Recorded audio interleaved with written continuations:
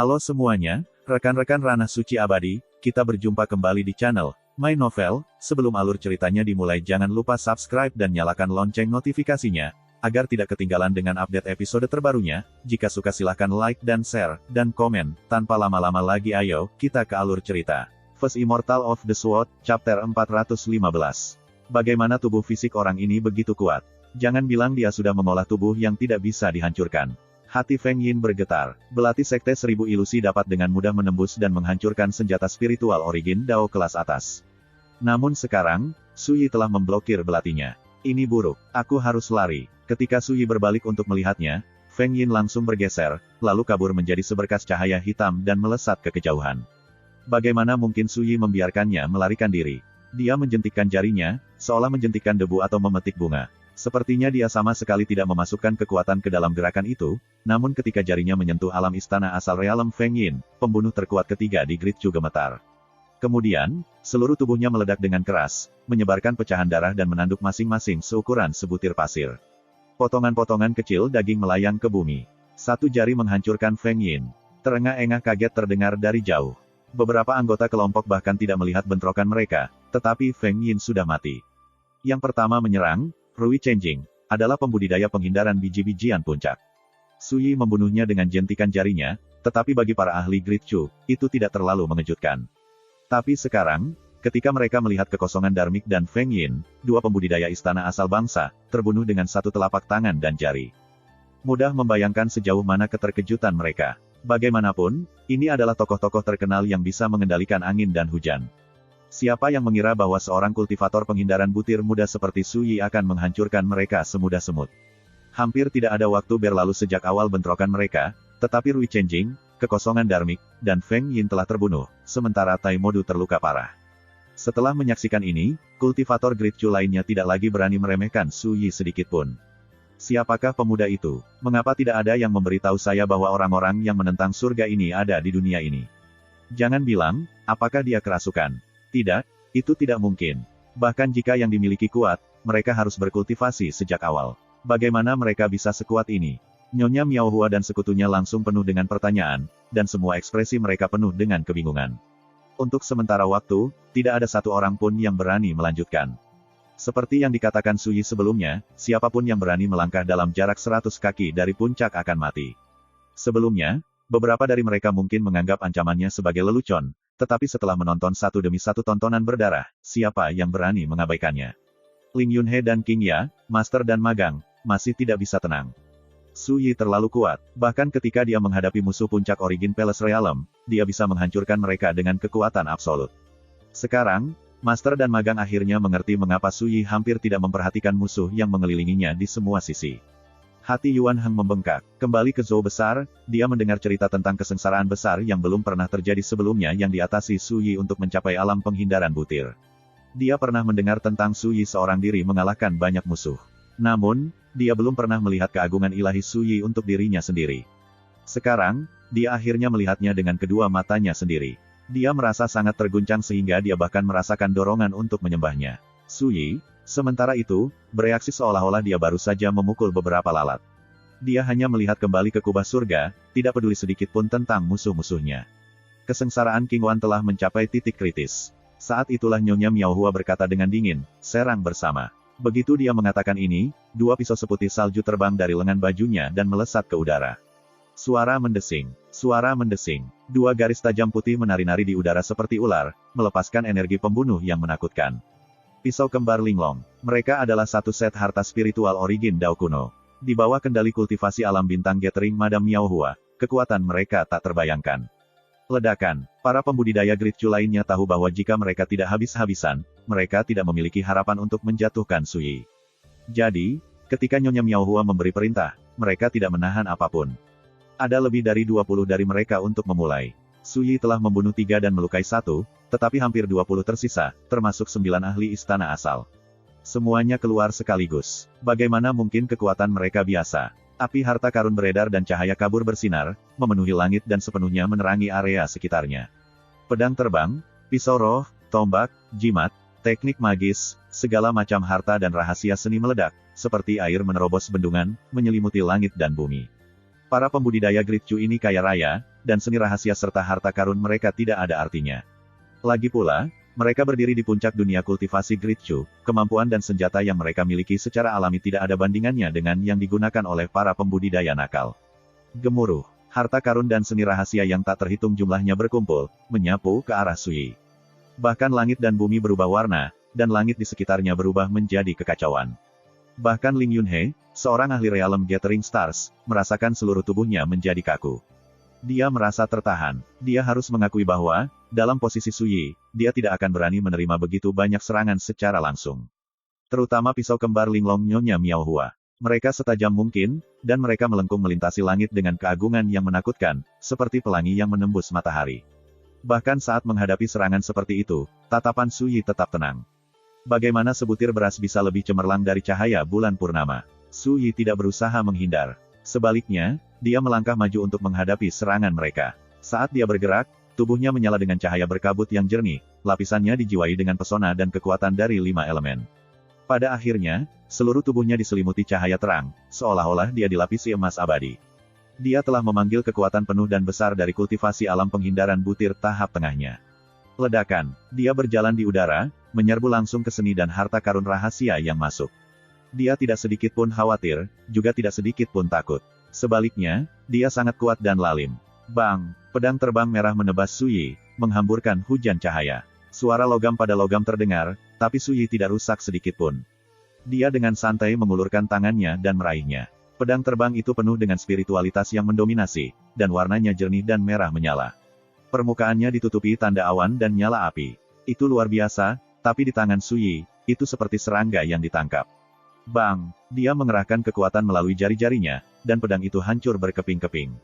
Menyembur. Tidak jauh dari situ, seorang kultivator Grain Avoidance tahap akhir batuk darah. Penghancuran pedang terbang juga memberikan pukulan yang menghancurkan pikirannya. Tapi dia hanya yang pertama. Su Yi kemudian mengulurkan tangan, lagi dan lagi. Setiap kali, harta karun pecah, hancur, atau dikirim terbang. Adapun pembudidaya Great Chu, satu demi satu batuk darah dan menderita luka parah. Keheranan tertulis di seluruh wajah mereka. Dia terlalu kuat, dagingnya tidak bisa dihancurkan, harta kita bahkan tidak bisa mulai menghancurkan pertahanannya. Seseorang berteriak, dentang. Su Yi melambaikan tangannya, dan bahkan pisau kembar Linglong Nyonya Miao Hua memantul darinya tanpa membahayakan. Ini ekspresi Madam Miao Hua berubah secara dramatis. Kultivasi Realm Gathering Stars tahap tengahnya tidak cukup untuk mengguncang lawannya. Tentu saja dia terkejut. Bagaimana mungkin dia tidak? Sayangnya, para pembudidaya Great Chu tidak tahu bahwa, sebagai leluhur bela diri Xiantian, Su Yi cukup kuat untuk membunuh seorang ahli realem istana asal seperti Qin Dongsu dan klarifikasi kebenaran secara berurutan. Dengan kata lain, bahkan sebagai leluhur bela diri Xiantian, para pembudidaya istana asal tidak layak mendapat perhatiannya. Sekarang, dia adalah seorang kultivator Grain Avoidance sejati. Selain itu, dia adalah orang yang memprovokasi kesengsaraan yang aneh dan besar dan memperoleh benih dao terkuat yang belum pernah terjadi sebelumnya. Pertarungannya telah meningkat berkali-kali lipat. Dalam keadaan seperti itu, bagaimana mungkin dia menyibukkan diri dengan kelompok ini? Mati! Su Yi mengguncang lengannya, dan kekuatan asal yang menakutkan melonjak ke udara. Cahaya yang jernih dan bercahaya memadat menjadi telapak tangan raksasa, yang menamparkan langit. Bang! Bang! Bang! Dua kultivator Grain Avoidance dan satu kultivator Origin Palace tidak dapat mengelak tepat waktu, dan telapak tangan menghancurkan mereka berkeping-keping. Tubuh mereka pecah, dan darah mereka jatuh seperti hujan. Begitu saja, dia menerobos pengepungan mereka. Keberanian Su Yi menyerang teror ke dalam hati musuh-musuhnya. Mereka sekarang sepenuhnya sadar bahwa ini tidak terlihat baik untuk mereka. Cepat dan lari. Anak ini tidak terkalahkan. Berlari. Banyak pembudidaya merasa keinginan mereka untuk bertarung runtuh. Mereka tidak lagi berani menghadapinya, jadi mereka mengendalikan harta sihir mereka dan berusaha melarikan diri. Tapi bagaimana mungkin Su Yi membiarkan mereka melarikan diri dengan begitu mudah? Dia menggeliat, lalu menyerang dengan cepat. Terkadang dia menggunakan pedang Qi untuk mengiris dari jauh. Kalau tidak, dia memukul dengan telapak tangannya atau mengepalkan tinju. Setiap serangan dengan mudah menghancurkan salah satu lawannya. Setiap kali dia melakukan kontak, dia bisa menghancurkan musuh dan harta mereka. Dalam sekejap mata, lebih dari 10 pembudidaya Great Chu telah jatuh. 6 atau 7 yang tersisa gemetar ketakutan. Mereka semua menggunakan seni rahasia mereka dan berusaha melarikan diri. Namun, upaya mereka sia-sia. Su Yi bergerak sangat cepat sehingga dia bisa dibilang ilusi. Setiap kali seorang pembudidaya musuh melarikan diri ke kejauhan, dia menyerang dari jauh, membunuh mereka dari jarak ribuan kaki dalam satu gerakan sederhana. Semudah memotong sayuran. Aku bersedia untuk tunduk. Aku akan menjadi pelayanmu, bukan budakmu. Seorang wanita glamor berteriak panik. Dia ketakutan dan menyedihkan. Sayangnya, tatapan Sui benar-benar acuh tak acuh, dan dia sama sekali tidak sopan. Dia baru saja memusnahkannya dengan satu serangan telapak tangan.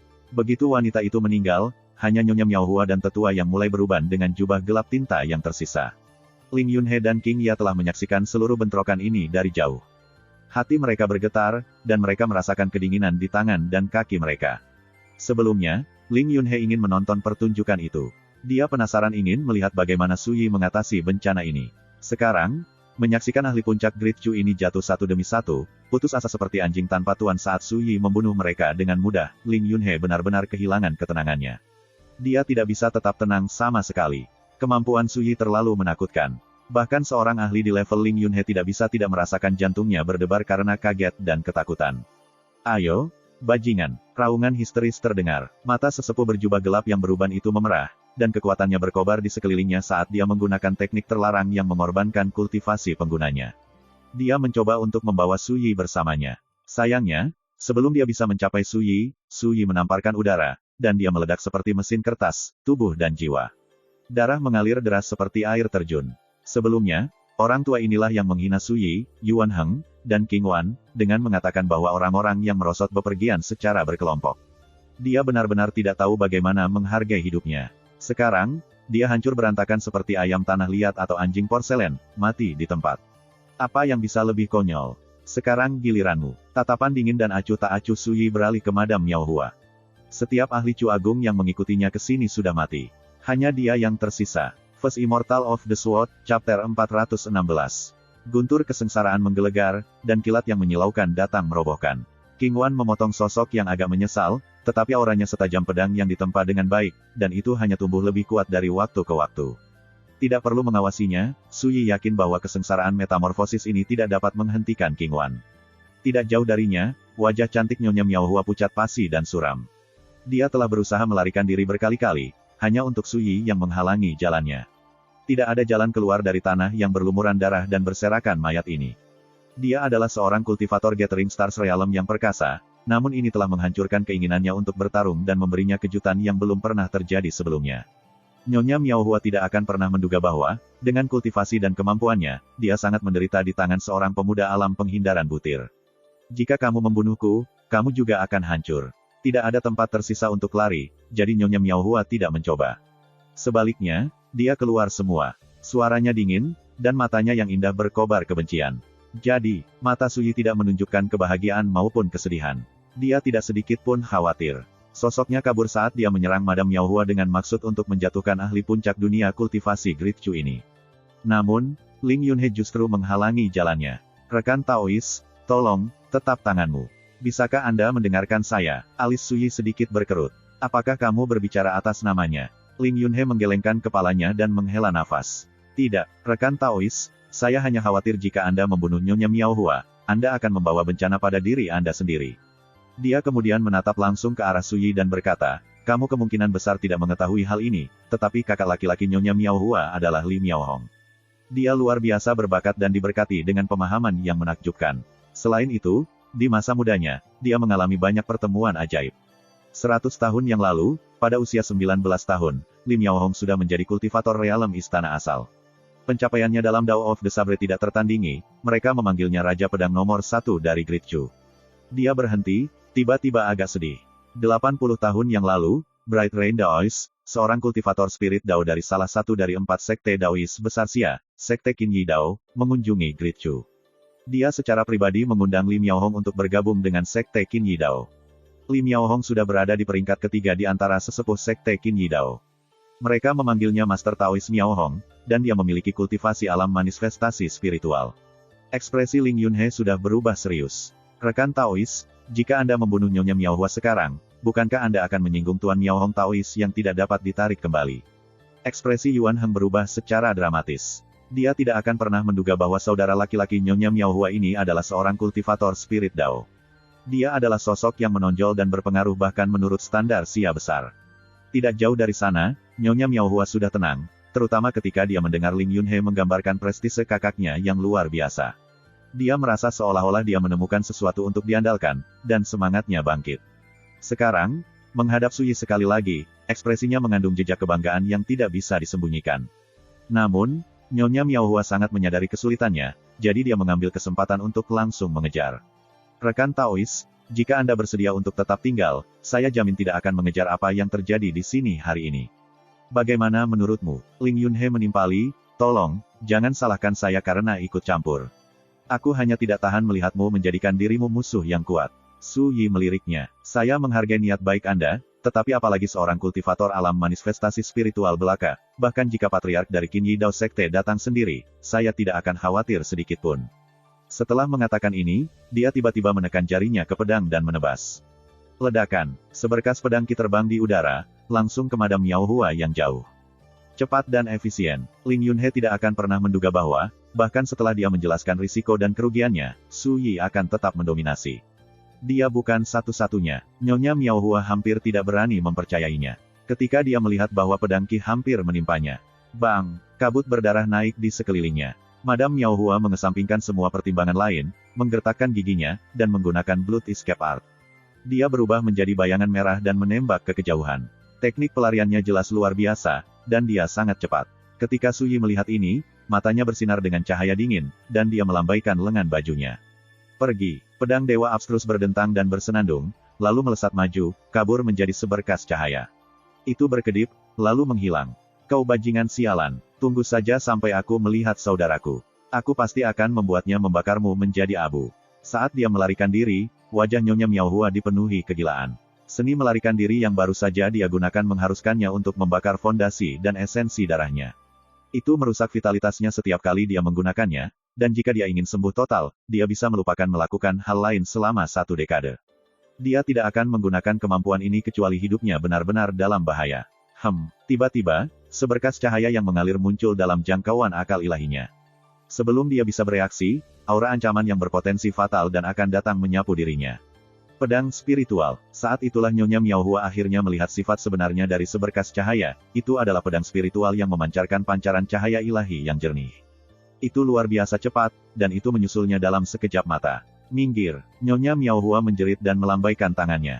Pisau kembar linglong ditembakkan dari lengan bajunya dan mencoba mencegat pedang Dewa Abstrus. Namun, Su Yi telah menuangkan seluruh kultivasinya ke dalam tebasan ini. Bagaimana dia bisa menghentikan momentumnya dengan begitu mudah? Dentang, dentang, pisau kembar linglong yang dingin dan berkilau terbang begitu mereka melakukan kontak dengan pedang Dewa Abstrus. Pedang Dewa Abstrus terus maju, kekuatannya tidak berkurang sedikitpun. Sebelum Nyonya Miao Hua bisa bereaksi, itu menembus dadanya dan muncul dari punggungnya, meninggalkan lubang berdarah seukuran mangkuk. Di hadapan pedang Dewa Abstrus, baik kultivasi alam bintang pengumpulannya maupun harta pelindungnya tidak dapat menahan bahkan 1 pukulan pun. Keduanya robek semudah kertas. Bajingan, tunggu saja. Gumpalan jiwa lolos dari mayat Nyonya Miao Hua dan berusaha melarikan diri. Wanita ini jelas memiliki harta jiwa rahasia. Itu mencegah kekuatan pedang Dewa Abstrus mencapai jiwanya, memberinya kesempatan untuk melarikan diri. Namun, saat itulah teriakan ganas bergema dari dalam bilahnya, dan seekor burung besar dan ganas yang terbungkus api hitam mengerikan melesat ke arah jiwanya. Ini adalah esensi jiwa dari salah satu dari 9 binatang buas di Netherworld, Netherflame Demon Sparrow. Tidak, jiwa Nyonya Miao Hua menjerit ketakutan, tetapi sebelum dia bisa bereaksi, Netherflame Demon Sparrow membuka paruhnya dan melahapnya. Seolah-olah dia hanyalah cacing. Persis seperti itu, seorang ahli alam Gathering Stars dihancurkan, tubuh dan jiwa. Ling Yunhe yang jauh menyaksikan dengan bingung dan bergumam, masalah besar akan datang. Jika guru Taois Miao Hong mengetahui bahwa adik perempuannya telah meninggal, bagaimana mungkin dia melepaskannya?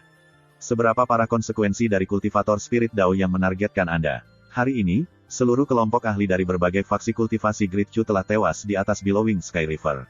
Saat berita menyebar, gelombang seperti apa yang akan dikirimkannya melalui Great Chu? Terlepas dari ketabahan mentalnya, Ling Yunhe tidak bisa menahan diri untuk tidak gemetar. Bahkan King Ya, yang mengerti sedikit urusan duniawi, menyadari betapa seriusnya masalah ini. Wajah kecilnya dipenuhi dengan alarm dan teror.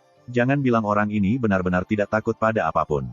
Dentang, Netherflame Demon Sparrow menembak kembali ke pedang Dewa Abstrus, yang kemudian kembali ke puncak gunung tempat Su Yi melayang dan mendarat langsung di tangannya. Rekan Taois, kali ini saya khawatir ini berarti dendam yang tidak dapat didamaikan dengan Taois Master Miao Hong. Ling Yunhe menghela nafas, ekspresinya bertentangan. Dia tiba-tiba mengingat kembali pertemuan pertama mereka di Floating Immortal Ridge. Pada saat itu, Su Yi muncul diam-diam dan entah dari mana, memberitahu Ling Yunhe bahwa jika dia tidak membebaskan Yuan Heng dari formasi pedang atas kemauannya sendiri, dia akan mati. Pada saat itu, Ling Yunhe sama sekali tidak menganggap serius ancaman itu. Namun, ketika dia memikirkan kembali sekarang, dia menyadari bahwa Su Yi memang mampu melakukan hal itu. Jika saya ingin membunuh seseorang, saya bunuh mereka. Jika saya menyibukkan diri dengan semua itu, hak apa yang saya miliki untuk menyebut dirinya seorang kultivator pedang? Su Yi menjentikkan jarinya, tidak peduli sedikit pun. Dia menatap kubah langit. Saat itulah lapisan terakhir dari kesengsaraan petir King Wan turun ke dunia manusia dengan cahaya mengerikan yang mengerikan. First Immortal of the Sword, Chapter 417. Kesengsaraan metamorfosis King Wan memiliki total 6 lapisan. Setiap lapisan petir kesusahan mengandung aura yang sangat merusak, dan masing-masing jauh dari biasanya. Fantasi biasa kemungkinan besar tidak bisa bertahan bahkan lapisan pertama. Jiwa mereka akan bubar, dan itu akan menjadi akhir dari mereka. Namun, King Wan sangat mendominasi. Selama 5 lapisan pertama, dia mengambil inisiatif untuk menyerang, dan dia tidak pernah sekalipun mengelak atau mundur. Sekarang, saat lapisan terakhir akan menimpanya, King Wan memotong sosok yang menyedihkan, tetapi momentumnya tidak berkurang sedikit pun. Su Yi merenung sebentar, lalu memerintahkan, Yuan Heng, kumpulkan rampasannya. Yuan Heng buru-buru mengangguk setuju dan bergegas pergi. Kemudian, Su Yi melirik Ling Yunhe dan King Ya. Tirai akan segera jatuh pada kesengsaraan ini. Untuk saat ini, tolong minggir. King Ya bingung, tapi sebelum dia bisa memikirkan semuanya, Ling Yunhe sudah menyeretnya pergi. Gemuruh, petir kesengsaraan melintas di atas kepala, mengejutkan dunia. Itu seperti busur yang merobek langit, dan ketika itu turun ke sosok anggun King Wan, itu langsung menyelimutinya. Pandangan yang lebih dekat mengungkapkan listrik yang menyilaukan dan sangat terang melayang di sekelilingnya. Dagingnya pecah seperti petasan, inci demi inci, sampai seluruh sosoknya tampak ilusi, seolah-olah dia bisa hancur kapan saja. Pemandangan di depannya mengangkat alis Su Yi. Biasanya, selama kesengsaraan metamorfosis fantasi, lapisan terakhir dari kesengsaraan dipenuhi dengan kekuatan penghancur yang tak tertandingi, tetapi juga memunculkan kekuatan hidup yang berlimpah dan meluap. Selama hantu bisa bertahan, mereka bisa meminjam kekuatan hidup yang terkandung dalam kesengsaraan petir untuk menempa ulang diri mereka sendiri dan memperoleh tubuh spiritual yang sedikit berbeda dari seorang kultivator biasa. Namun kali ini, lapisan terakhir dari kesengsaraan King Wan sangat menakutkan di luar imajinasi. Selain itu, Su Yi dapat merasakan bahwa tidak ada kekuatan hidup yang bercampur dengan kesengsaraan, itu bertepi hanya dengan kekuatan destruktif murni. Ini agak luar biasa. Lagi pula, tanpa kekuatan hidup dari kesengsaraan, dengan apa dia bisa membentuk tubuh spiritualnya? Ekspresi Su Yi berangsur-angsur berubah menjadi suram. Ada yang tidak beres di sini. Ada sesuatu yang aneh tentang lapisan terakhir dari kesengsaraan petir, sepertinya itu berniat melenyapkannya sepenuhnya, seolah-olah itu tidak bisa mentolerir kemungkinan dia bisa bertahan hidup. Ketika dia melihat ini, Su Yi tidak bisa tidak mengingat kesengsaraan yang dia atasi di lautan roh kacau. Itu juga langka dan sangat menakutkan. Pada saat itu, dia dengan mudah menetralisir kesengsaraan besar melalui kekuatan pedang 9 neraka dan menempa benih dao terkuat. Tapi sekarang, meskipun kesengsaraan petir King Wan sama sekali tidak menakutkan seperti yang dia alami, itu juga aneh. Apa yang sedang terjadi? Apakah ini karena King Wan sendiri, atau apakah keberuntungan saya memengaruhinya, mengakibatkan malapetaka ini? Su Yi mengerutkan alisnya. Dalam cahaya kesengsaraan, tampaknya sosok anggun King Wan berada di ambang menghilang sepenuhnya. Su Yi tidak berani ragu lagi. Dia baru saja akan memanggil kekuatan pedang 9 neraka dan membantu King Wan ketika gambar pemandangan aneh muncul di dalam King Wan, diam-diam dan tanpa peringatan. Gunung dan sungai menggantung terbalik di langit, di atas jurang. Setelah diperiksa lebih dekat, gambar itu menyerupai satu mata yang aneh namun acuh tak acuh. Lanskap terbalik itu seperti iris, sedangkan muridnya adalah jurang yang seperti kehampaan. Itulah gambar yang terukir di giok jiwa misterius. Mata Su Yi menyipit. Ledakan. Tiba-tiba, petir kesengsaraan yang luas dan agung yang menyelimuti King Wan pecah, berhamburan menjadi percikan cahaya kesengsaraan yang tak terhitung jumlahnya, yang dimakan oleh gambar aneh seperti mata itu. Itu tidak meninggalkan apapun. Kemudian, di bawah tatapan tertegun Su Yi, mata itu diam-diam berbalik dan menghadapi ceruk terdalam dari awan kesusahan yang berkumpul di atas kepala. Ledakan yang dihasilkan mengguncang langit dan bumi, dan awan yang bergolak menunjukkan tanda-tanda kehancuran yang akan segera terjadi. Segera setelah itu, guntur bergulir dan kilatan cahaya kesengsaraan mengalir ke King Wan seperti air terjun, melonjak menjadi gambar mata yang aneh. Seluruh proses berlangsung selama sekitar 10 napas waktu. Setelah menyerap semua cahaya kesengsaraan bermuatan listrik itu, mata aneh itu menyala, seterang matahari, sebelum perlahan-lahan menyatu dengan tubuh King Wan yang hampir menghilang. Bentuk anggun King Wan langsung meledak dengan cahaya yang kuat. Pancarannya membubung ke langit, menerangi langit malam dengan kecerahan tak terbatas. Menarik mata Su Yi berbinar. Dia sudah bisa menangkap beberapa petunjuk, dan dia menyadari sesuatu. Dengan membalikkan telapak tangannya, giok jiwa misterius melayang ke tampilan. Bagian depannya diukir dengan gambar yang hampir identik dengan mata itu, dan bagian belakangnya diukir dengan dekrit yang rumit dan terdistorsi. Ketika dia pertama kali mendapatkan giok jiwa, Su Yi dapat mengatakan bahwa itu terbuat dari pit mendalam yang menyimpan roh, harta surga dan bumi. Di mata pembudidaya hantu, giok itu bisa dibilang benda suci. Lebih jauh lagi, dekrit yang diukir pada batu giok itu tidak diragukan lagi adalah karya seorang ahli alam kekaisaran. Itulah mengapa Su Yi awalnya menyimpulkan bahwa asal-usul King Wan sama sekali tidak biasa. Namun, karena spiritualitas giok jiwa telah lama layu, Su Yi tidak dapat mengumpulkan petunjuk lebih lanjut. Namun sekarang, menyaksikan pemandangan yang tidak dapat dipercaya ini saat King Wan mengatasi kesengsaraannya, Su Yi langsung yakin akan sesuatu. Bukan karena kekuatan giok jiwa misterius telah menghilang begitu saja. Tidak, kekuatannya telah membekas di dalam King Wan, menjadi bagian dari potensi latennya. Inilah sebabnya, barusan, ketika kesengsaraan King Wan menghadirkan ancaman mematikan, mata aneh itu telah melonjak dan melahap cahaya kesengsaraan. Ini telah menetralkan krisis yang ada, dan pada saat yang sama, itu telah membantu King Wan memegang kekuatan hidup yang sangat besar yang tersembunyi jauh di dalam awan kesengsaraan. Wosh gelombang-gelombang. Saat dia merenung, Su Yi memperhatikan bahwa saat cahaya listrik dan kesengsaraan menyelimuti King Wan, dia sedang mengalami metamorfosis yang mengguncang bumi. Dia seperti kupu-kupu dalam proses melepaskan diri dari kepompongnya, atau burung phoenix yang bermandikan api nirvanik. Pada saat cahaya kesengsaraan menghilang sepenuhnya, yang dilihat Su Yi hanyalah sosok anggun yang berdiri diam di langit, dikelilingi oleh gumpalan cahaya spiritual seperti mimpi. Kesengsaraan telah lama mereduksi gaun merahnya menjadi kehampaan. Sekarang, matanya terpejam, dan lengannya yang seputih salju berkilau disilangkan di depan dadanya, sementara tangannya yang seperti giok bersandar dengan lembut di pundaknya. Dia benar-benar telanjang. Dari sudut Su Yi, dia tampak seperti kecantikan abadi. Rambut hitam legam sepanjang pinggangnya jatuh seperti air terjun, dan kakinya yang panjang dan ramping berkilau seperti gading. Dia menghadap jauh dari Su Yi, jadi dia tidak bisa melihat wajahnya dengan jelas. Yang dia lihat hanyalah punggungnya, tetapi terlepas dari dirinya sendiri, sedikit keheranan muncul di wajahnya. Dia seperti mimpi atau ilusi, abadi atau yao. Meskipun cahaya spiritual masih melekat di sekelilingnya, bagaimana mungkin hal itu menghalangi perasaan ilahi Su Yi? Saya tidak akan menduganya, tapi dia punya modal yang cukup banyak, pikir Su Yi. Dia tidak melihat lebih jauh, tapi apa yang dia lihat sudah sangat indah. Meskipun dia telah melihat lebih dari sekadar keindahan dunia, dia harus mengakui bahwa sosok King Wan adalah sempurna. Saat itulah bulu mata King Wan yang panjang dan tipis berkibar, dan dia membuka matanya yang cerah. Pertama, dia mengamati sekelilingnya. Lalu, dia berteriak. Dia baru saja menyadari bahwa dia telanjang, dan dia segera menyembunyikan dirinya. Su Yi kemudian muncul entah dari mana dan menutupinya dengan selapis pakaian. Lain kali kamu mengalami kesengsaraan, ingatlah untuk memakai harta yang bisa menahannya. Wajah sempurna gambar King Wan memerah. Dia mengencangkan pakaiannya untuk memastikan dia tetap tertutup, lalu berbisik, aku akan ingat. Kepalanya menunduk, tetapi Su Yi memperhatikan bahwa telinga dan lehernya yang panjang dan bersalju memerah. Dia jelas sangat malu. Dia tidak bisa menahan tawa. Saat dia menghadapi kesengsaraannya, momentum King Wan begitu kuat dan mendominasi sehingga dia tampak seperti permaisuri agung yang mampu memandang rendah semua ciptaan. Namun sekarang, dia lebih terlihat seperti bayi burung unta. Jika dia bisa, dia akan membenamkan kepalanya di dadanya. Guru mistik, baru saja tidak ada yang melihatku, kan? Suara lembut dan manis King Wan sekarang setenang agas. Kemungkinan besar, tidak ada yang melihatmu kecuali aku, kata Su Yi. Miss Mystic Master, Anda melihat saya. Sosok ramping King Wan bergetar, dan dia menundukkan kepalanya. Jari-jari kakinya mengepal, dan dia merindukan tidak lebih dari sebuah lubang untuk bersembunyi. Tentu saja, kata Su Yi, dengan terus terang, seolah-olah sudah jelas. Saya mengantisipasi bahwa ini akan terjadi.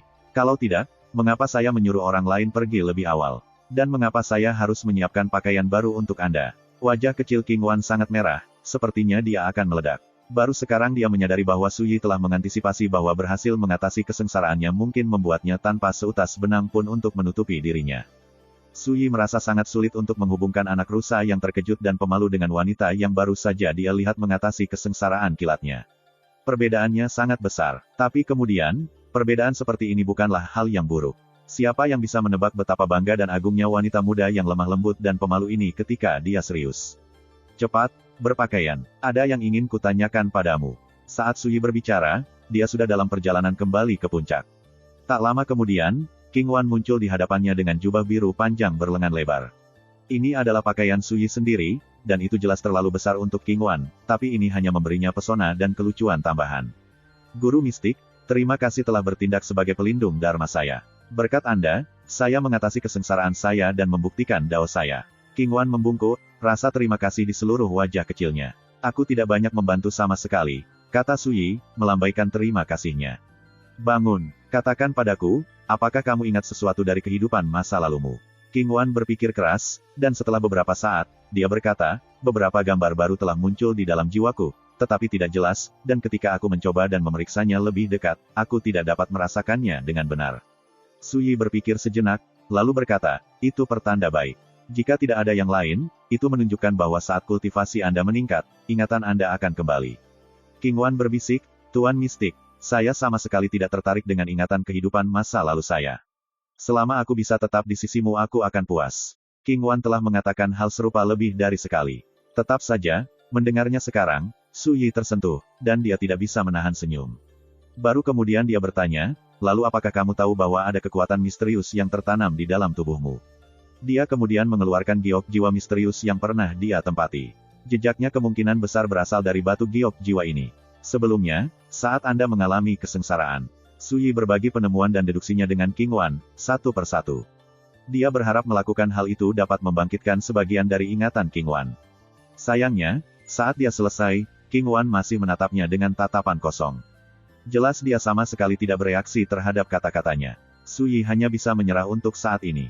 King Wan kemudian ragu-ragu, mengatupkan bibir merah mudanya, dan berbisik lemah, Guru mistik, sebelum aku menjalani kesengsaraanku, aku berkata bahwa jika aku berhasil, aku akan melayanimu sebagai tuanku, apakah tidak apa-apa? Dia berbicara dengan terbata-bata, bersemangat, namun gugup dan tidak yakin, seolah takut Suyi akan menolak. Jika ada pria lain yang melihat ini, itu mungkin membuat mereka marah karena cemburu.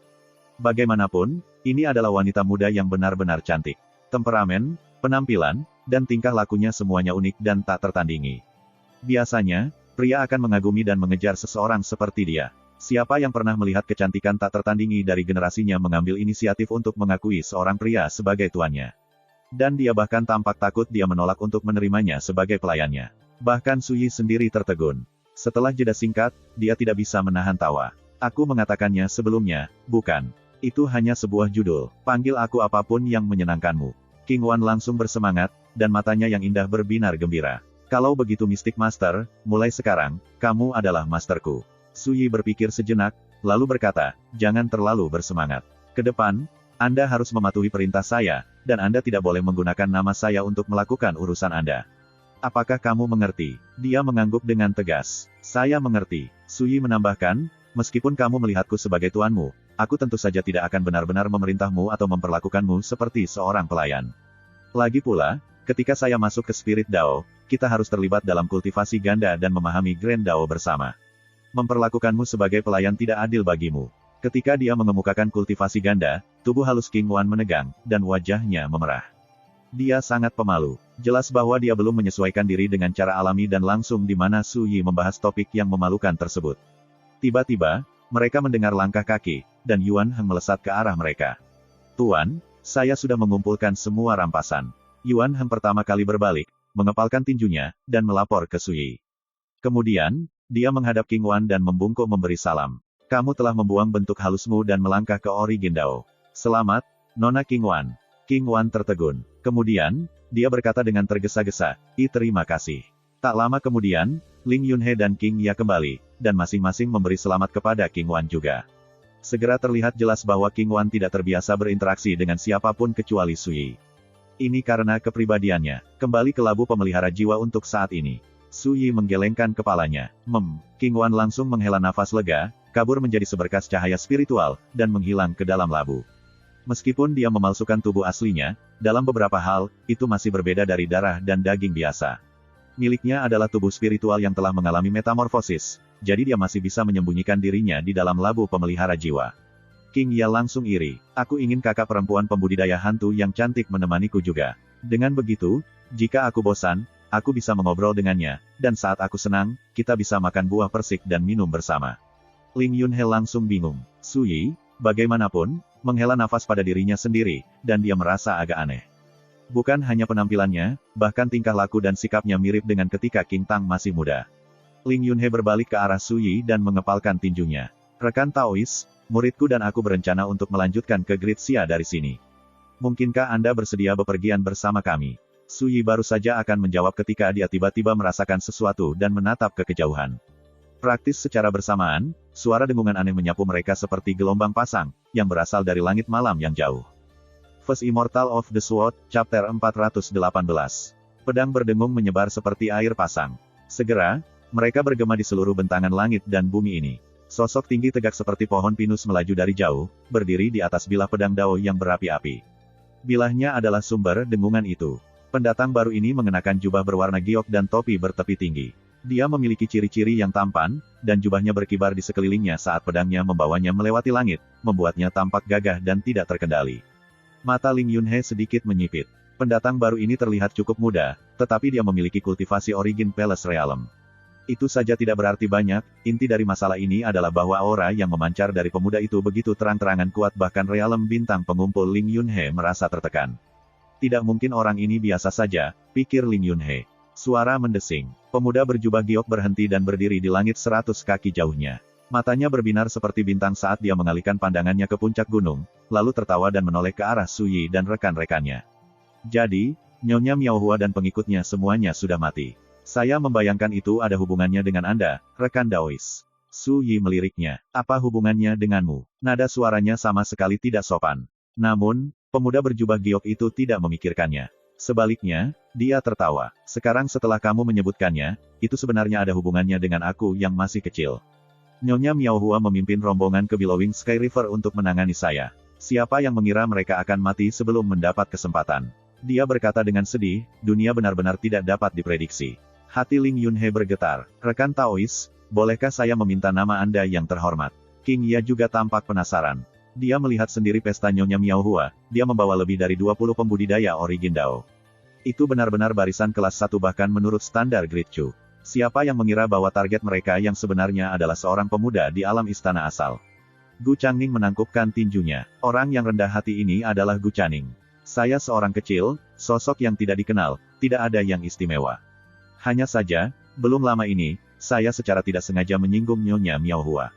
Setelah itu, dia melihatku sebagai musuhnya, dan menantangku untuk mengikatnya di atas Billowing Sky River. Gu Changning. Ling Yunhe tertegun. Ini adalah nama yang sama sekali asing. Namun, itu hanya membuatnya semakin berhati-hati. Aura Gu Changning ini begitu kuat, dia jauh melampaui kultivator realem istana asal biasa. Ketika dia melihat bahwa Gu Changning tidak ada di sini untuk membalaskan dendam Nyonya Miaohua dan teman-temannya, Su Yi segera kehilangan minat untuk melanjutkan pembicaraan. Dia baru saja menoleh ke Yuan Heng dan berkata, ayo pergi. Saat dia berbicara, dia sudah mulai berjalan kembali menuju Billowing Sky River. Gu Changning yang berjubah giok tertegun, sepertinya dia tidak mengantisipasi bahwa Su Yi akan bangun dan pergi begitu saja. Sepertinya dia bahkan tidak bisa diganggu denganku. Yuan Heng mengikuti dengan cepat. Ling Yunhe sempat linglung. Kemudian, dia buru-buru bertanya, rekan Taois, apa pendapat Anda tentang saran saya sebelumnya? Su Yi bahkan tidak melihat ke belakang. Oke, Ling Yunhe langsung tersenyum, dan dia serta King Ya mengikuti Su Yi menuruni gunung. Bahkan sekarang, mereka tidak mengerti latar belakang Su Yi dan Yuan Heng, tapi mereka tahu bahwa tuan dan pelayan ini sama sekali tidak sederhana. Segera, hanya Gu Changning yang terabaikan yang tertinggal. Dia merasa bingung, dan sedikit canggung.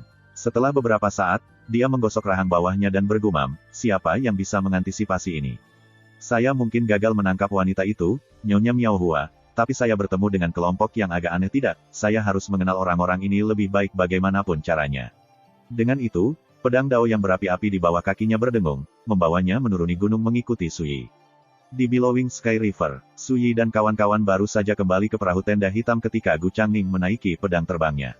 Pemuda berjubah giok itu mengepalkan tinjunya dan berkata, mungkinkah yang rendah hati ini menemanimu? Yakinlah, saya tidak punya motif tersembunyi. Saya bertemu dengan Anda, rekan Taois saya, selarut ini, dan saya tidak bisa tidak ingin mengobrol, itu saja. Jika kita menjadi teman, itu akan lebih baik. Saat dia berbicara, dia menatap Su Yi. Dia sudah lama menyadari bahwa Su Yi adalah nada yang bertanggung jawab di sini. Alis Su Yi sedikit berkerut. Tidak bisakah kamu mengatakan bahwa kamu tidak diterima di sini? Ekspresi Gu Changning membeku, tetapi dia tidak marah. Sebaliknya, dia meringis. Yah, aku bisa tahu sekarang. Baiklah kalau begitu, aku pergi saja. Tetapi sebelum saya melakukannya, bisakah Anda memberitahu saya nama Anda yang terhormat? Su Yi berkata dengan tenang, kamu ingin tahu namaku. Baiklah, jika Anda dapat memblokir salah satu serangan saya, tidak ada salahnya memberi tahu Anda. Oh, kata Gu Changning. Dia hanya bisa mengelus rahangnya dan mendesah, baiklah.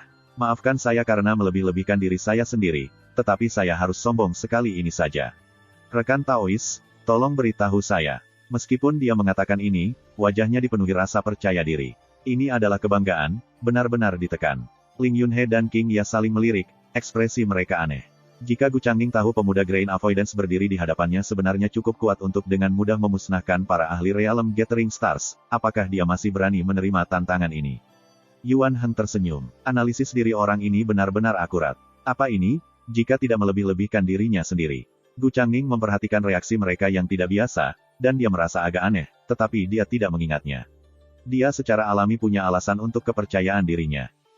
Su Yi menunjuk, mengirimkan seberkas pedang Ki bening ke udara dalam satu gerakan santai dan bersahaja. Namun, begitu pedang Ki muncul, senyum Gu Changning membeku, dan matanya yang seperti bintang berkobar dengan sinar keemasan yang mengesankan. Menanggapi provokasi ini, dia memancarkan kepercayaan diri, dan kekuatan menakutkan melonjak di sekitar sosoknya yang tinggi dan tegak. Pakaiannya mengepul di sekelilingnya. Ambil ini. Gu Changning mengulurkan tangan dan mengetuk udara. Dentang. Di tengah gelombang dengungan pedang, pedang dao di bawah kakinya berkobar dan melesat seperti naga, menciptakan seberkas api setinggi 10.000 kaki. Ki pedang eksplosif merajalela. Kekuatan pedang menyelimuti langit dan bumi. Gemuruh gelombang. Langit di sekitarnya benar-benar diselimuti cahaya api yang tak berujung, dan bahkan billowing Sky River yang megah tenggelam 3 kaki ke dalam saat airnya menguap menjadi kabut yang bergolak. Kekuatan pedangnya begitu berkembang sehingga bahkan Ling Yunhe tidak bisa menahan diri untuk tidak terkesiap. Pada awalnya, dia tahu bahwa Gu Changning bukan orang biasa, tapi dia masih berpikir Gu Changning tidak bisa bersaing dengan Su Yi sama sekali. Baru sekarang Ling Yunhe menyadari bahwa dia salah. Gu Changning ini jelas seorang ahli tersembunyi. Saat pikiran Ling Yunhe berpacu, pedang dao Gu Changning yang menyala-nyala dan niat pedang yang berapi-api bentrok dengan serangan Su Yi. Dentang. Seolah-olah dua gunung berapi bertabrakan di atas billowing Sky River.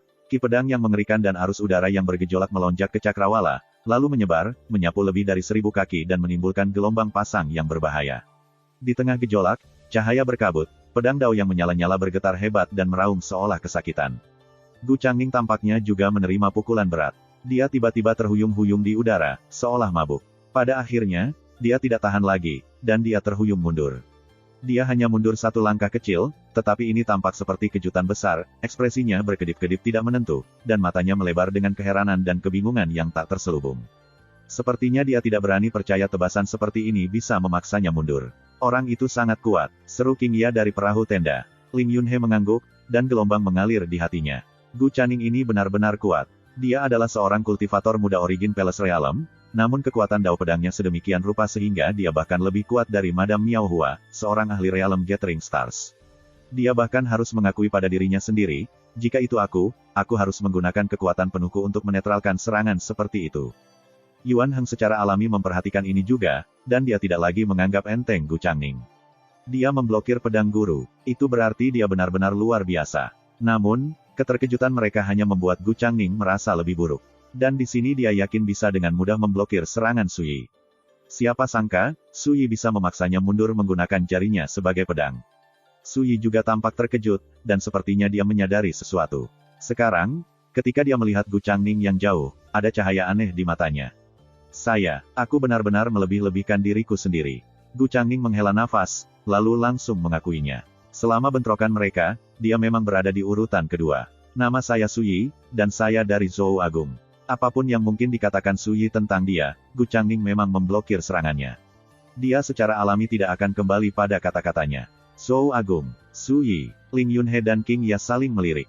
Ini adalah pertama kalinya mereka mengetahui nama dan latar belakang Su Yi, tetapi keduanya sama sekali tidak dikenal. Kesan mereka tentang Zhou Agung adalah bahwa, di antara lebih dari 100 negara di benua itu, Zhou Agung adalah daerah terpencil yang terpencil. Mereka tidak pernah memperhatikan Zhou Agung. Bagaimana mungkin mereka pernah mendengar nama Su Yi sebelumnya? Zhou Agung, Su Yi. Gu Changning juga tertegun, jelas bahwa dia belum pernah mendengar tentang Su Yi. Sesaat kemudian, dia mengepalkan tinjunya dan berkata dari jauh, "Hari ini, saya cukup beruntung untuk menyaksikan sikap agung Anda. Meskipun itu hanya sekilas, pencapaianmu dalam Dao of the Sword telah membuatku mendesak kagum. Jika kesempatan muncul lagi, saya pasti akan mencari bimbingan Anda sekali lagi." Dengan itu, dia memutar pedang Dao yang menyala-nyala, berbalik, dan pergi. Tak lama kemudian, dia dan senjatanya telah menghilang di balik cakrawala. "Tuan, apakah dia terlalu malu untuk bertahan?" "Tidak perlu untuk itu. Lagi pula, dia hanya sedikit lebih rendah, itu saja, Kicau King ya." "Kamu terlalu banyak bicara." Ling Yunhe memelototinya. "Bagaimana Gu Changning, sedikit lebih rendah? Bukankah sudah jelas bahwa Su Yi tidak menggunakan kekuatan penuhnya? Meskipun Gu Changning pada akhirnya berhasil memblokir serangan Su Yi, bukankah sudah jelas bahwa dia telah menggunakan kekuatan penuhnya untuk melakukannya?" Apakah Ling Yunhe benar-benar membandingkan keduanya? Jaraknya tidak sekecil King yang membuatnya terdengar. "Penggarap Yao itu tidak sederhana," kata Su Yi entah dari mana. "Jika saya tidak salah, kekuatan sebenarnya jauh lebih besar dari apa yang baru saja kita lihat." Seorang kultivator Yao, Yunhe, King Ya, dan Yuan Heng semuanya tertegun. Sebelumnya, mereka tidak merasakan sedikit pun jejak Yao Qi yang berasal dari Gu Changning. Terutama Yuan Heng. Dia sendiri adalah seorang kultivator Yao, tetapi jika Su Yi tidak menunjukkannya, dia akan merindukan Gu Changning juga. "Apakah salah satu dari kalian pernah mendengar tentang dia sebelumnya?" Su Yi bertanya. Ling Yunhe dan King Ya menggelengkan kepala. Lupakan nama, Gu Changning, bahkan nama, Su Yi, masih baru bagi mereka. Su Yi berjalan kembali ke kapalnya, bersandar ke kursi anyamannya, dan tidak memikirkan masalah itu lebih jauh. Gu Changning sama sekali tidak sederhana. Baik fondasinya di Grand Dao dan kekuatan yang dimilikinya jauh melampaui para pembudidaya istana asal di dunia duniawi. Dari semua kultivator istana asal Su Yi telah melihat pasca reinkarnasi, hanya dia yang pantas dievaluasi sebagai jenius ajaib. Namun, bagi Su Yi, hanya itu dia. Sementara itu, di langit di atas pegunungan, penerbangan Gu Changning melambat. Dia menatap bulan purnama yang bercahaya di atas kepala, dan terlepas dari dirinya sendiri, dia menghela nafas. "Mengapa kamu menghela nafas, Tuan Muda?" Seorang wanita tua yang tampak ramah dengan tongkat batu giok diam-diam muncul di sisi Gu Changning. First Immortal of the Sword, Chapter 419. Langit malam masih seperti air, dan bulan purnama dan cerah. Wanita tua itu tampak ramah dan baik hati, dan matanya cerah dan bersemangat. Ketika dia melihat ke arah Gu Changning, tatapannya penuh dengan rasa hormat. Gu Changning menoleh untuk melihatnya dan bertanya, "Nenek, di dalam perbatasan Zhou Agung, apakah ada surga yang selamat dari larangan kegelapan kuno?" Wanita tua itu menggelengkan kepalanya. Zhou Agung adalah daerah terpencil kecil, dengan hanya beberapa jalur ke dunia lain yang tersebar di seluruh wilayahnya.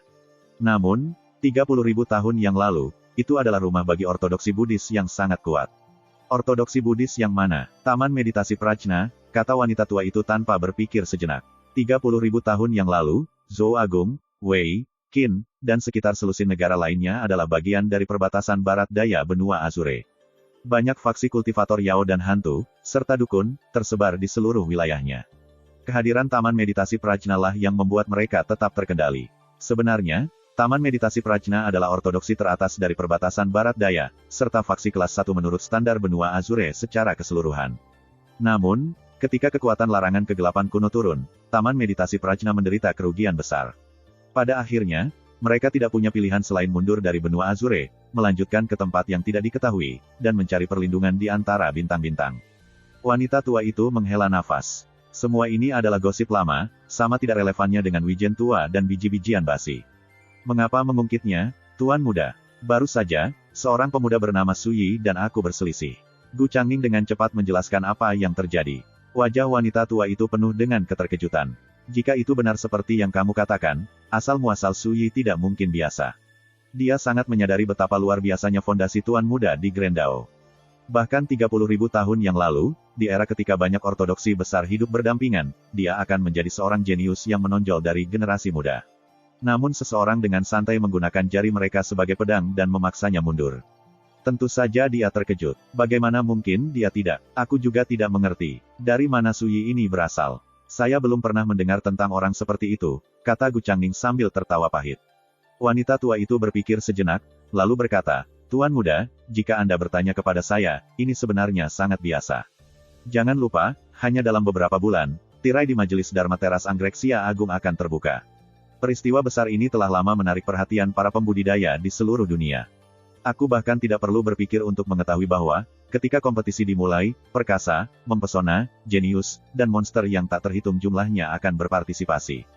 Pasti akan ada banyak orang lain seperti Suyi. Dia kemudian memandang Gu Changning dan berkata dengan lembut, selain itu, ada beberapa orang lain seperti Anda di dunia ini. Tuan muda baru saja terbangun karena cukup beruntung telah lolos dari korosi 30.000 tahun larangan kegelapan kuno. Siapapun yang mampu melakukan hal seperti itu tidak mungkin menjadi orang biasa. Gu Changning bergidik dalam hati. Selama 30.000 tahun terus-menerus dari larangan kegelapan kuno, ortodoksi kuno yang tak terhitung jumlahnya hilang ke sungai waktu. Orang-orang seperti dia, mereka yang cukup beruntung untuk lolos dari malapetaka 30.000 tahun ini, selalu luar biasa. Siapa di antara mereka yang bukan monster di antara monster? Tuan muda, Suyi yang Anda ceritakan kepada saya mungkin sangat mampu dan jenius dari generasi muda. Namun, saat Anda bertarung, Anda tidak pernah membuka segel kekuatan garis keturunan Anda. Apakah itu perjuangan sejati untuk hidup dan mati? Dia belum tentu menjadi lawanmu, kata wanita tua itu, tatapannya ramah. Tuan muda, Anda tidak perlu berkecil hati karena ini. Gu Changning menggelengkan kepalanya. Aku tidak kecewa. Saya hanya tidak akan berpikir saya akan bertemu seseorang yang begitu mengesankan di dalam perbatasan Great Chu. Wanita tua itu tersenyum. Tuan muda, hanya dalam beberapa tahun, kekuatan larangan kegelapan kuno akan menghilang sepenuhnya, dan benua Azure akan menyambut era Radiant yang belum pernah terjadi sebelumnya. Ketika saatnya tiba, badai yang berkumpul akan menyapu seluruh dunia. Pahlawan tak tertandingi yang tak terhitung jumlahnya akan muncul. Pasti akan ada banyak elit yang mirip dengan Suyi. Wanita tua itu berhenti sejenak sebelum melanjutkan, yang perlu Anda lakukan sekarang adalah mengumpulkan kekuatan Anda dan secara bertahap menyempurnakan kultivasi Anda. Anda harus melakukan banyak persiapan untuk menyambut turunnya Radiant Epoch. Hanya dengan begitu Anda dapat bersaing dengan para jenius dunia dan merebut kekayaan dan peluang zaman ini. Mata Gu Changning berangsur-angsur menyala. Aku pasti bisa melakukannya. Sementara itu, di bawah langit malam yang sama, Sia Agung, Sekte Qin Yi Dao, Master Taois Miao Hong duduk bersila di gua abadi yang diselimuti kabut. Dia tampak seperti pria muda, kecuali pelipisnya diwarnai putih.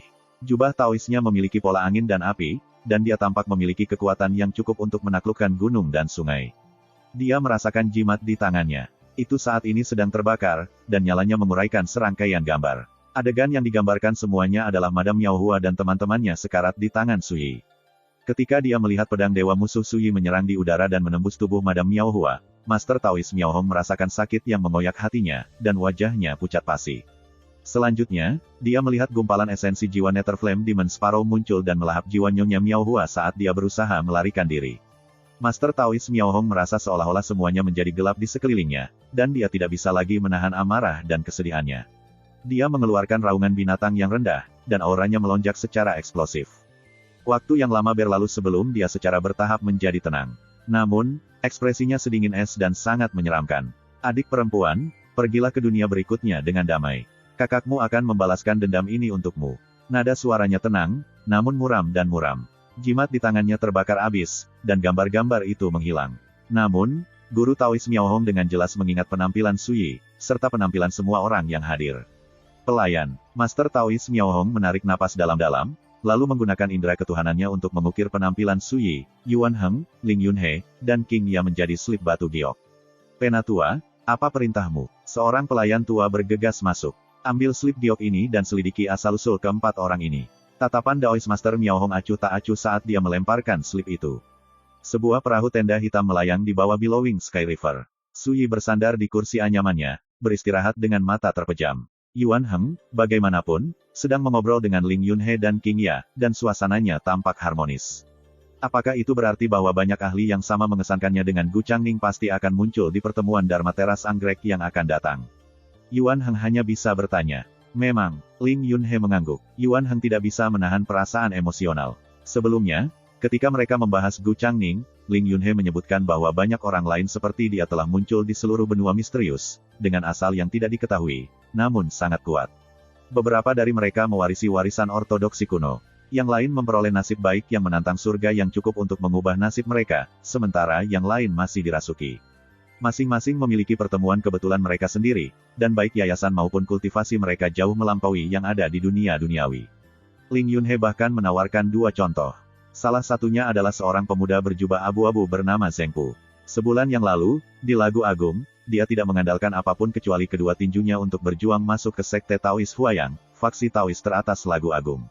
Seorang pakar alam bintang pengumpulan dan 4 ahli alam istana asal bergabung untuk mengalahkannya, tetapi Zheng Pu tetap menang dan seorang diri menghancurkan Sekte Taois Huayang di bawah kakinya. Menurut seorang saksi, Zheng Pu hanya ada di alam istana asal. Kabar kejadian ini mengguncang bangsa, namun tidak ada yang tahu asal-usul Zheng Pu. Kemudian, hanya 2 minggu sebelum hari ini, terjadi sesuatu yang mengguncang seluruh Great Jin.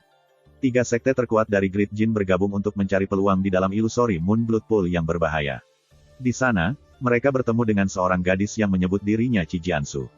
Kedua belah pihak memperebutkan setangkai obat ilahi, tetapi pada akhirnya, masing-masing dari 9 pembudidaya istana asal dan 13 pembudidaya penghindaran butir masing-masing sekte itu pingsan.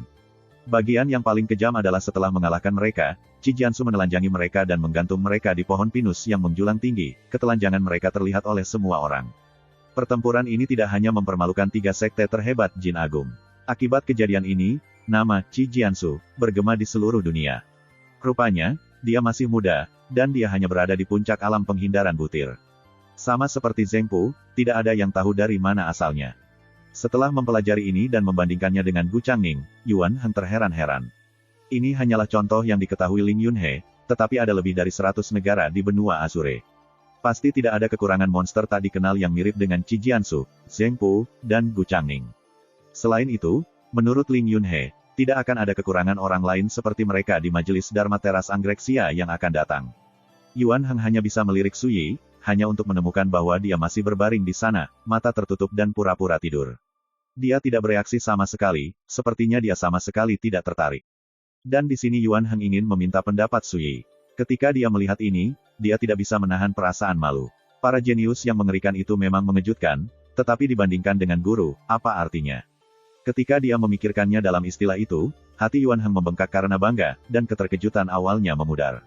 Sudahlah guru, bahkan Nona King Wan adalah seorang jenius yang tak tertandingi. Dia tidak kalah dengan monster-monster itu, pikir Yuan Heng. King Ya mau tidak mau bertanya, Kakak Su Yi, apakah Anda akan pergi ke Xia Agung untuk berpartisipasi dalam pertemuan Dharma Teras Anggrek juga? Wanita muda yang menawan dan cantik ini agak menarik.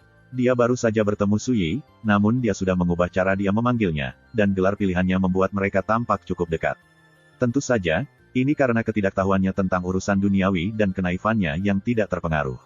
Dia tidak menyibukkan dirinya dengan batas-batas konvensi sosial, jadi kata-kata dan perbuatannya datang langsung dari hati, tanpa kepalsuan atau basa-basi rakyat biasa. Ambil sekarang, misalnya, baik Yuan Heng maupun Ling Yunhe tidak berani mengganggu istirahat Su Yi. King Ya jelas tidak keberatan seperti itu. Mata Su Yi tetap tertutup, sepertinya dia terlalu malas untuk mengangkat kelopak matanya. Ketika dia berbicara, sepertinya pikirannya ada di tempat lain. Sebenarnya tidak, saya hanya perlu mengumpulkan sumber daya kultivasi, jadi saya tidak punya pilihan selain mengunjungi Xia yang Agung. Tentu saja, jika sesuatu tentang majelis Dharma Teras Anggrek menarik minat saya tidak keberatan berpartisipasi. Singkatnya aku akan menyerahkannya pada takdir. Saat dia melihat ini, Ling Yunhe menghela nafas lega. Sebelumnya, dia khawatir bahwa kecerobohan King Ya akan memprovokasi ketidaksenangan Su Yi, tapi sekarang, sepertinya Su Yi sama sekali tidak keberatan. Bahkan Yuan Heng memiliki perasaan samar bahwa, ketika dia berbicara dengan King Ya, sikap Su Yi tampak berbeda dari ketika dia berbicara dengan orang lain. King Ya tentu tidak memperhatikan hal seperti itu. Dia mengedipkan matanya yang besar dan jernih dan bertanya dengan rasa ingin tahu, sesuatu yang menarik minatmu. Kakak Su Yi, bisakah Anda memberitahu saya apa yang Anda minati? First Immortal of the Sword, Chapter 420. Su Yi berpikir sejenak, apa yang paling saya minati? Mengejar Grendao, tentu saja. Di luar itu, satu-satunya minat saya yang lain adalah kesenangan hidup. King Ya terkikik, kalau begitu kita agak mirip, kecuali bahwa aku hanya tertarik pada kesenangan hidup. Kakak Su Yi, mengapa kamu begitu terpaku untuk mengejar Grendao? Su Yi tiba-tiba menyadari bahwa gadis itu penuh dengan pertanyaan yang tampaknya tak ada habisnya. Jika mereka terus mengobrol seperti ini, dia bisa terus mengobrol untuk waktu yang lama. Untungnya, Ling Yunhe mengeluarkan persik api yang montok dan matang tepat pada waktunya dan memberikannya kepada King Ya. Dia langsung memusatkan semua perhatiannya untuk melahapnya, dan segera, dia dengan senang hati mengunyahnya. Mereka berempat melanjutkan perjalanan ke Great Xia bersama-sama. Mereka tidak menemui insiden besar di sepanjang jalan. Setengah bulan kemudian, hari ke-9 dari bulan lunar ke-8.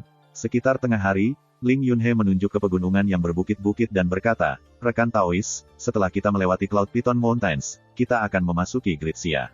Su Yi mengangguk. Dia pertama kali meninggalkan Zhou Agung pada hari kedua bulan ke-7. Sebulan dan 7 hari telah berlalu sejak saat itu.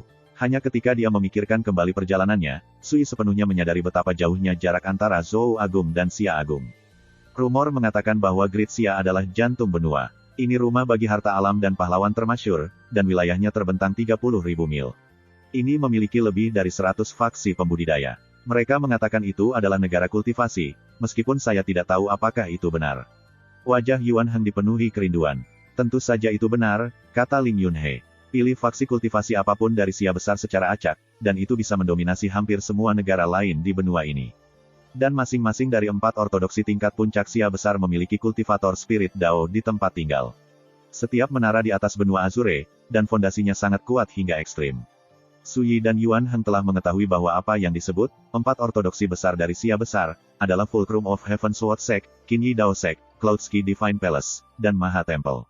Bagi para pembudidaya Xia besar, masing-masing seperti pilar yang menopang langit. Mereka mendominasi dunia dan mengintimidasi massa. Di mata rakyat jelata, para pembudidaya 4 ortodoksi agung tidak berbeda dengan dewa dan makhluk abadi. Di seluruh benua, keempat ortodoksi transenden ini berdiri di puncak. Inti dari masalah ini adalah bahwa masing-masing adalah rumah bagi pembudidaya spirit Dao, dan tidak sedikit dari mereka juga. Selain 4 ortodoksi besar, Xia Agung memiliki 3 klan besar. Mereka mengatakan bahwa masing-masing dari akar 3 klan teratas dapat ditelusuri kembali 30.000 tahun, akumulasi mereka sangat dalam.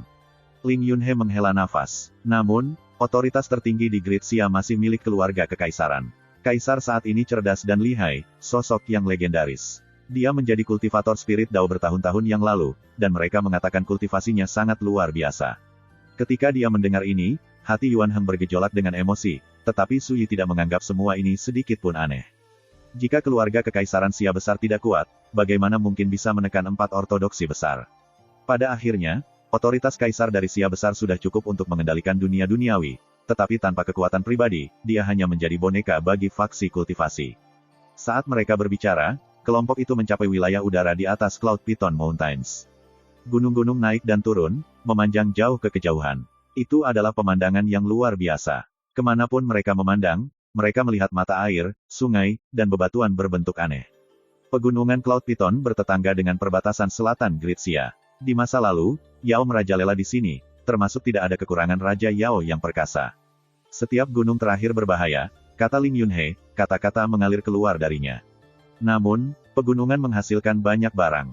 Bukan hanya obat spiritual, ada biji spiritual yang terkubur di sini juga. Selama bertahun-tahun, sumber daya alam telah menarik banyak pembudidaya di sini, kebanyakan untuk memetik obat. Ada desas-desus bahwa sekali, seorang kultivator menemukan reruntuhan gua abadi, dan di dalamnya, ada teratai roh benang emas tingkat 7. Kultivator melelangnya di ibu kota kekaisaran Great Xia, Nine Tripod City. Pada akhirnya, harganya sangat mahal 800 batu roh tingkat 6. Ada juga desas-desus tentang Vena roh yin absolut jauh di dalam pegunungan, tetapi mereka mengatakan ular piton raksasa yang menakutkan tinggal di dekatnya. Tampaknya sangat kuat sehingga bahkan para pembudidaya istana asal pun tidak berani mendekatinya. Ketika dia mendengar ini, Su Yi langsung menghentikan langkahnya. Vena roh yin mutlak. Jika itu benar-benar Vena roh yin mutlak, tidak mungkin dia melewatkannya.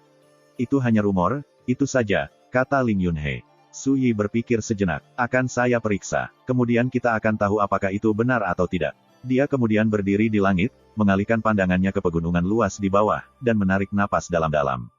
Tangannya dengan cepat membentuk segel. Wosh, gelombang. Kekuatan asal menyebar ke seluruh langit sekitarnya bereaksi seolah-olah telah dipanggil, berkumpul di sekitar segel tangan Su Yi. Di bawah tatapan ingin tahu Ling Yunhe, Yuan Heng, dan King Ya, segel yang baru saja dibuat Su Yi naik ke langit dan berputar-putar, menghamburkan hujan cahaya berwarna-warni. Tak lama kemudian, segel itu berubah menjadi kutilang roh yang hidup dan hidup. Ia berhenti untuk merapikan bulunya, lalu mengepakkan sayapnya dan terbang ke arah barat laut. Menyaksikan pemandangan ajaib ini membuat mata King Ya berbinar, dan dia berkicau, "Kakak Su Yi, sihir macam apa itu?" Ini adalah seni rahasia yang berhubungan dengan Feng Shui dan geomansi. Itu disebut panduan Little Spirit Fins, dan itu bisa membedakan energi dari pembuluh darah roh yang didistribusikan ke seluruh lanskap. Ayo, mari kita lanjutkan. Saat dia berbicara, Su Yi sudah mulai mengikuti kutilang roh. Yang lainnya segera menyusul. Kurang dari 10 menit kemudian, Spirit Fins tiba-tiba berhenti di udara, melihat ke bawah, dan melesat ke gunung di bawah. Senyum tersungging di bibir Suyi. Memang ada pembuluh darah roh yang tersebar di seluruh Cloud Python Mountains. Apakah ada vena roh yin mutlak masih harus dilihat, saya harus melakukan penyelidikan yang lebih menyeluruh. Grup tidak menunda, semuanya berlanjut setelah Spirit Fins. Segera, mereka tiba di aliran gunung. Gunung-gunung diselimuti kabut, dan arus yang mengalir deras melewatinya. Begitu mereka tiba, energi dingin menyerang indera mereka, menamparkan wajah mereka. Yuan Heng adalah kura-kura soft shell emas, dan dia mahir dengan elemen air. Dia merasakan sekeliling mereka sebentar, lalu bergidik. Tuan, urat airnya dingin sekali, ini bukan tempat biasa. Itu sudah diduga, kata Suyi. Tanah yang mampu menghasilkan vena roh yin absolut selalu menjadi tempat di mana energi yin dingin paling padat. Suyi baru saja mengatakan ini ketika mereka mendengar keributan dari jauh ke pegunungan. Sekte roh Yuanyang kami telah menutup area ini. Cepat dan pergi, atau kami akan membunuhmu tanpa ampun. Enyahlah. Jika kamu bertahan lebih lama lagi, jangan salahkan kami atas perilaku buruk kami. Ledakan suara bergema di udara, dan sekelompok orang muncul di kejauhan. Barisan mereka termasuk campuran pria dan wanita, semuanya mengutuk dan berteriak dengan ekspresi yang tidak sedap dipandang. Teman, bisakah kau memberitahuku apa yang terjadi di sana? Ling Yunhe menarik pria kurus ke samping dan bertanya. Pada awalnya, pria itu tampak agak tidak sabar, tetapi ketika dia merasakan aura Ling Yunhe, dia melompat dan buru-buru berkata, Senior, Cold Emerald Valley ada di depan. Kami biasanya mengumpulkan obat spiritual di area tersebut, tetapi hari ini, kami tiba hanya untuk menemukan bahwa Sekte Roh Yuan yang telah memonopoli seluruh area. Mereka bahkan tidak membiarkan orang lain mendekat. Sebelum dia bisa melanjutkan, Ling Yunhe bertanya, mengapa mereka menutup tempat ini? Pria itu tertegun sebentar, lalu, dia menggelengkan kepalanya. Itu, aku tidak tahu. Ayo, mari kita lihat. Suyi adalah orang pertama yang melanjutkan. Spirit Fins yang dia padatkan sebelumnya sudah terbang ke depan. Teman-temannya bergegas mengejarnya. Sebuah lembah terlihat di kejauhan. Rasa dingin menyelimuti seluruh area, dan tumbuh-tumbuhan di dekatnya diselimuti embun beku. Sekelompok ahli berdiri di dekat pintu masuk. Semuanya memiliki aura yang luar biasa. Pemimpin mereka, seorang pria parubaya berbaju ungu, duduk di atas batu sambil minum dengan santai. Ketika mereka melihat kelompok Suyi mendekat, seorang pemuda berjubah berornamen berteriak, bukankah kami menyuruhmu-nya? Mengapa Anda semakin dekat? Apa menurutmu Sekte Roh Yuan yang kita terlalu takut untuk membunuhmu? Yang lain juga tampak tidak sabar, dan semua wajah mereka penuh dengan niat membunuh.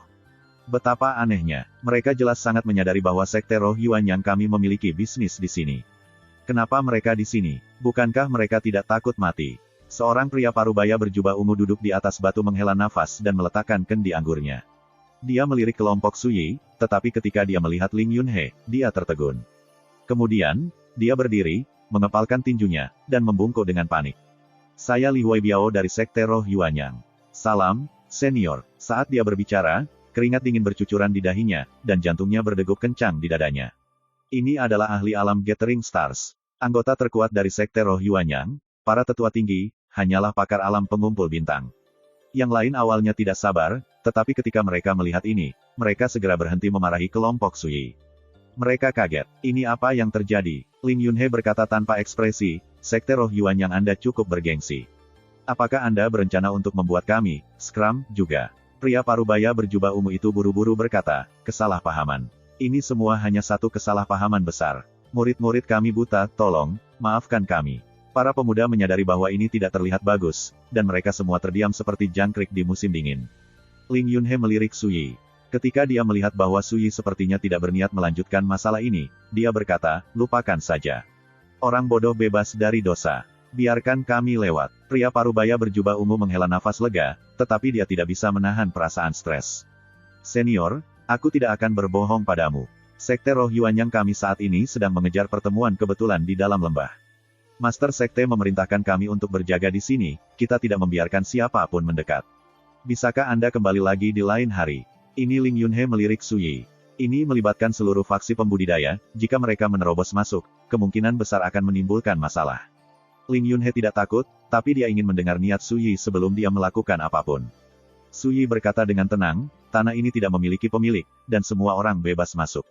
Yuan Heng, bersihkan jalan. Metode Sekte Roh Yuan yang mungkin mengintimidasi para pembudidaya biasa, tapi bagaimana mereka bisa menakut-nakuti Suyi? Ya Pak, Yuan Heng melangkah ke atas, dan auranya menggelegar di sekelilingnya saat dia berkata dengan dingin, akan menjadi kepentingan terbaikmu untuk menyingkir. Kalau tidak, saya khawatir hidup Anda akan dalam bahaya. Suaranya menggelegar seperti guntur, dan keagungannya yang mendominasi menyapu seperti air pasang. Pria parubaya berbaju ungu dan para murid sekte tampak terpana. Mereka tidak akan pernah menduga bahwa orang-orang ini akan menyerang meskipun tahu betul bahwa mereka berasal dari sekte roh Yuanyang. Mereka jelas tidak menganggap sekte roh Yuanyang mereka sedikit pun dengan serius. Terima kasih, sampai jumpa di episode berikutnya.